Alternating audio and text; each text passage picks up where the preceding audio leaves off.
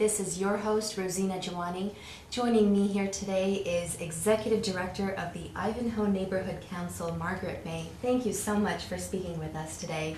Thank you. Thank you. Now, Ms. May, you are the Executive Director of the Ivanhoe Council, and it has a very long history. And tell us a little bit more about that, how you came to be in your position. Well, the neighborhood has been around a long time, since 1967. But in the late 90s, during the dysfunction of the center cities across the United States, Ivanhoe was one of those neighborhoods that had drugs and crime every place you looked. Mm-hmm. People were afraid to come out of their houses. And this neighborhood had a unique experience in that the person was living in the neighborhood. He and his wife decided to fight 6 drug houses on their block. Wow. They succeeded with that by working with others, including their church, and they conducted a prayer vigil in front of every one of the houses on the block. Wow. And how long did these vigils go on? They worked on this for several months, but actually at the point that they decided to have the prayer vigil, they actually were successful in getting 6 drug houses closed in less than a month. Wow. And again, they sang and prayed in front of every house on their block, the 3800 block of Highland. And as a result of that, a lot of people saw an article that someone got to the Kansas City Star about what had been done. And James B. Nutter, Kansas City Power and Light, a number of people in the community decided to help Ivanhoe. And then in the early 2000 time period, the Kaufman Foundation provided the neighborhood with a operating support grant for a 3-year time period, and they hired staff, which was a part of their plan. I've been here since October 2001. Wow. And we now have 5 full-time and 2 part-time members of our staff. Wow, that's amazing. And I noticed here in your office that you've received the outstanding contribution from Keep Kansas City Clean, or Keep Kansas City Beautiful. Congratulations. That's a tribute to the service you've done here. Now, of course, with the prayer vigil, closing down the 6 drug houses, that sort of led to the revitalization of the neighborhood. And is that how the neighborhood council restarted?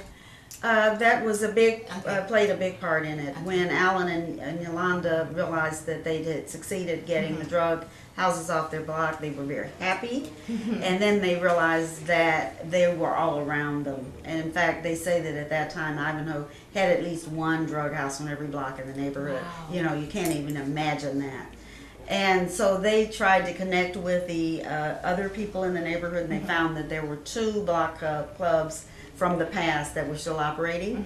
And so the Youngs and 2 people in the neighborhood started meeting in 1997. And from that point, this neighborhood has become revitalized. That's wonderful. Now, the neighborhood council here, there's a number of programs that are offered, sports, recreation, and you're engaging the entire community, youth as well. One of the programs that I found very fascinating here is the Restorative Justice Program. Could you tell us a bit more about that? Well, we work very closely with Central Patrol, and at the time that we started the Council of Elders back about 2003 or 4, Jackson County Family Court came to us and told us that of the young people detained in the family court, about 75% of them are African American.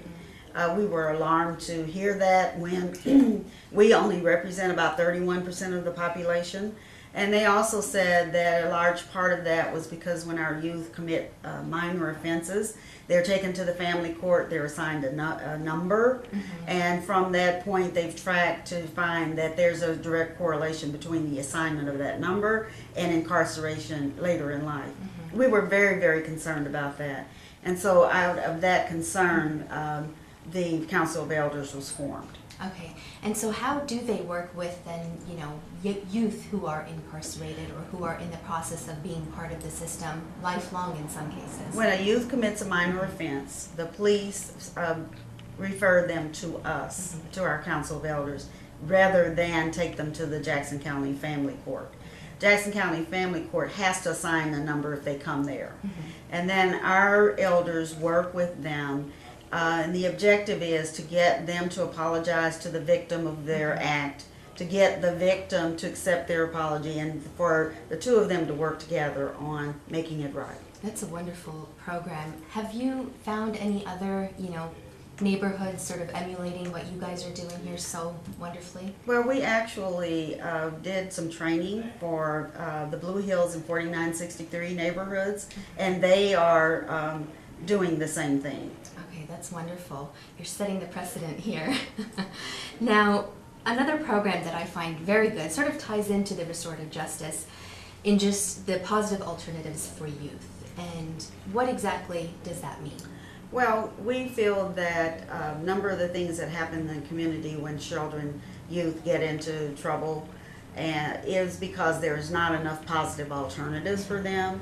So we have a program that's funded by Jackson County Combat, and we have Boy Scouts and Girl Scouts, baseball, football, basketball programs that we offer our youth, and an annual experiential learning project, and then periodically just for fun activities. Just for fun. That's wonderful. So basically giving them an alternative to maybe putting themselves in situations that are going to get them in trouble. Absolutely. That's yes. really great. And some of the other programs here are home repair, gardening, recreational activities.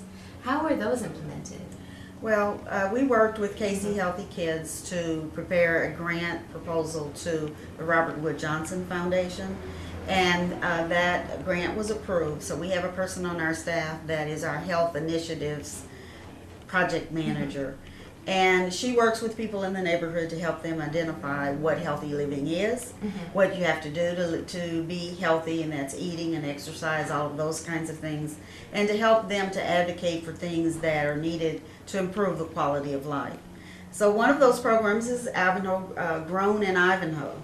We have a number of people that are absolutely certified Grown in Ivanhoe growers. And last year we had a farmer's market, and we're planning to do that again this year.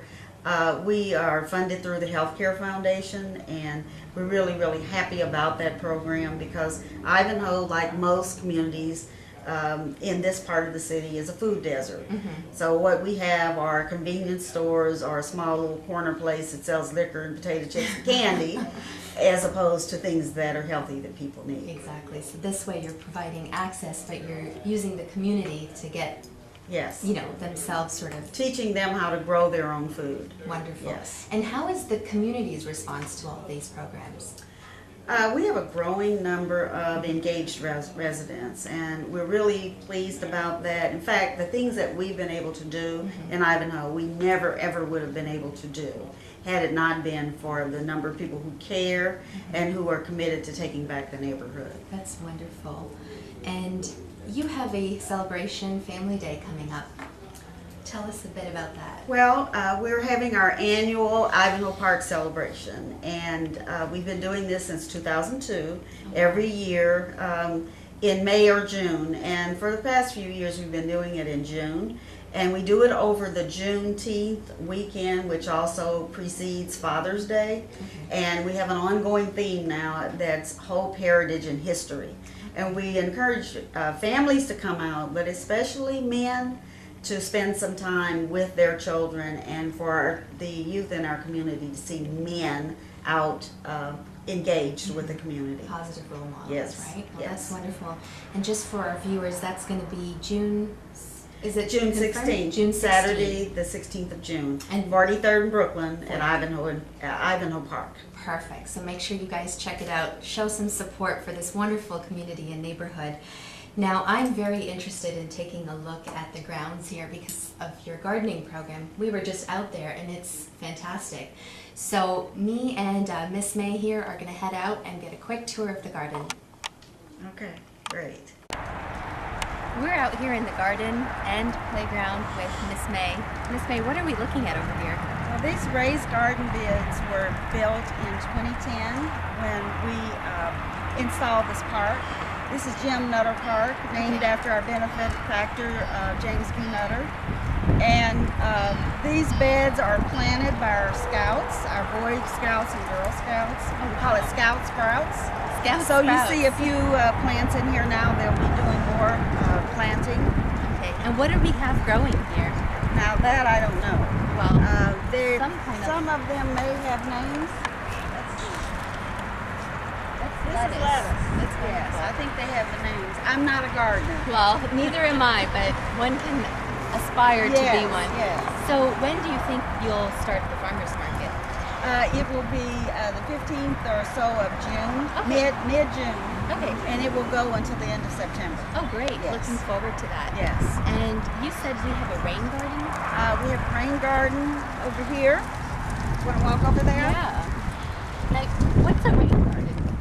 Well, a rain garden is one of the things that we do these days to try to save the environment. Okay. And, whenever it rains, the water flows downhill and goes into this garden rather than into the sewer. Okay. And the plants that are in here right now aren't looking as beautiful as they will. And we've got to get it cleaned out. But these plants are very, very expensive.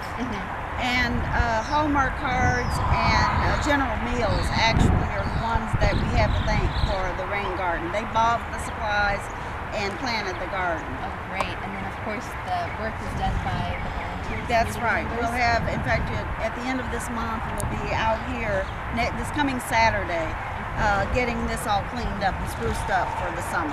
Great.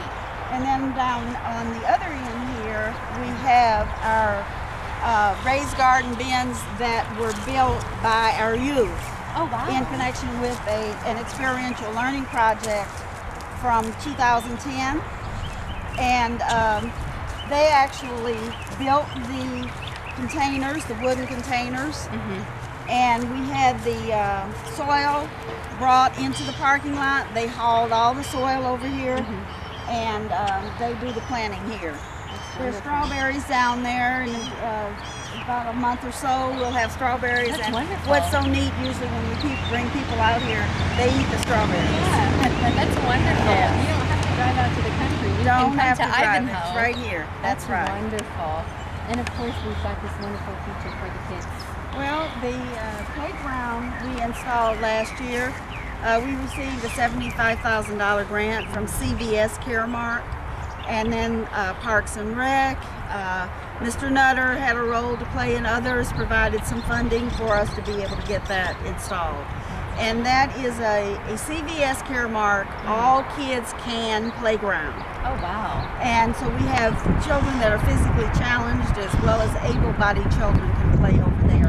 There's a ramp so a child even in a wheelchair can get over there, and it's really a big joy to watch the children, all of the children playing together. And it's such a nice, bright spot in the community, so Yes. truly, truly beautiful. It makes us real happy, the number of people that bring their children here. And we actually have some daycare centers that will bring their whole bus, and sometimes we look out here and the Oh, wow. area's just filled with children. Wow, so it's open to anyone. It's open to anyone. That's wonderful. Yes. You guys definitely need to come down here and check it out, and I'm looking forward to the farmers market. And hopefully the next time we come here, I can sample some strawberries. Sounds good. Great. Thank you Real so good. much. I'm here with Miss May, and she's going to take some time here to introduce her wonderful staff and board members here. I'd like to first introduce our accountant, Carolyn Anderson. Great. Hi, Carolyn. Hi. You can tell the viewers here what you do. I'm Carolyn Anderson, and I'm Ivanhoe's in-house accountant. Spend a lot of time doing books and whatever else I can assist Ivanhoe with during their projects. Great. Keep Ivanhoe in the green. She does a good job of that. And Yolanda Young is our youth and family outreach specialist. And Yolanda's and her husband Alan are the ones I told you about. Right. Got the Renaissance started in The Ivanhoe. legendary. That's right. This is the legendary Yolanda Young. Hi. Hi. So nice to meet you. You too, my pleasure. You can go ahead and tell us, our viewers, your role. My name's Yolanda Young, and I am the Youth and Family Outreach Specialist here at Ivanhoe. And Primarily, I coordinate youth programs. Our key program is called the Positive Alternatives Program. It's really our combat drug prevention program. We try to give kids something healthy and positive to do to keep them off the streets. Great, thank you. And for our viewers, earlier we had talked about Alan Young and his wife who had led the prayer vigil. And so this is the... That's right. So thank you so much. Thank you. And Dina Newman is our health initiatives advocate. I always have to stumble over that. She runs all of our health-related programs. Hi. Hi. How are you? Good. How are Great. you? Good. You can tell our viewers what your role is here. I'm Dina Newman, and I am the health advocate as well as the Grown and Ivanhoe advocate. And what I do is address some of the issues here that the residents face by environmental, policy, barrier, and systems change, which includes community gardening. Great. Thank you so much. And Lester Bass is our home repair specialist. Oh, wonderful. Yes, my name is Lester Bass, and I run the housing program for Ivanhoe, minor home repair and bright TIF. Great. Keeping you busy with the weather? Oh, yes. Yeah. And Walter May is our rehab and facility manager. Hello. You can tell our viewers what you do in your role. Well, in my role, I am the facility and the rehab manager for Ivanhoe. Period. What does that involve? Oh, Just that a involves tidbit. the building itself, Okay. everything about the building, and Lester Bass reports to me. Oh, wonderful. Great. And I thought I'd just stand here a while. I like it. And we have one of our board members with us, Sharon Bass. Oh, great. And she lives in Ivanhoe, and she is our UMB banker. Oh, great. I am. Hello. I'm Sharon Bass, and I'm the vice president of the Ivanhoe Neighborhood Council, the board. And as Margaret mentioned, I am a personal banker for UMB Bank. We have a cashless bank here in the community center. It's one of the only type of branches in the country. We can open up accounts and monitor accounts and do all the other banking issues people have except exchange cash. That's She helps a lot of people who've had sticky problems to Yes. work through them. And we have financial education classes as well. Yeah. Thank you so much. So there was a quick introduction of this wonderful, community team of staff, and we're looking forward to our tour. So we're going to head out into the garden now. Thank you, Ms. May, for that wonderful tour. We were blessed with such a beautiful day today, and it's absolutely beautiful. The grounds are truly, truly a testament to all the hard work and effort of volunteers, yourself, and other community members. I want to take this opportunity to thank you, Ms. May, for giving us the opportunity to come here and visit with you, giving us a tour of the garden, and wishing you and your community here lots of luck, and hopefully successfully can be emulated in many other communities in Kansas City. Thank you. Thank you. And this is your host, Rosina Jiwani, signing off for What's Up Kansas City. Be sure to check us out on whatsupkansascity.net and cascadesports.tv. And don't forget to check us out on Facebook. Have a wonderful day.